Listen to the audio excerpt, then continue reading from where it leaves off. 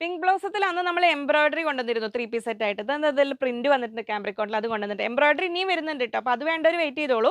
ഇത് നമുക്കിതൊരു ബഡ്ജറ്റ് റേഞ്ചിൽ പിങ്ക് ബ്ലൗസ് വേണ്ടവർക്ക് ഇത് അങ്ങനെ വരുന്നു. ക്യാമ്പ്രിക് കോട്ടണിൽ 44 ഇഞ്ചാണ് വിടുത്ത് വരുന്നത്. 120 റുപ്പീസ് മീറ്റർ, 120 രൂപ പിങ്ക് ബ്ലൗസ്. അപ്പോൾ നമുക്കത് കോട്ട് സെറ്റ് പോലെ നിങ്ങൾക്ക് വേണമെങ്കിൽ അങ്ങനെ സെറ്റ് ചെയ്യാം. ഇനി അതല്ല ഒരു ലൈറ്റ് പിങ്ക് കളർ ബോട്ടമാണ് നിങ്ങൾ പ്രിഫർ ചെയ്യുന്നതിൽ, ഇത് വരുന്നത് പോപ്ലിൻ മെറ്റീരിയൽ ആണ്, 100 റുപ്പീസ് മീറ്ററിൽ അങ്ങനെ വരുന്നു. ഇനി സാറ്റിൻ മെറ്റീരിയൽ, സാറ്റിൻ കോട്ടണിൽ വേണമെങ്കിൽ നിങ്ങൾക്ക് അങ്ങനെ ബോട്ടം ചെയ്യണമെങ്കിലാവാം 160 റുപ്പീസ് മീറ്റർ.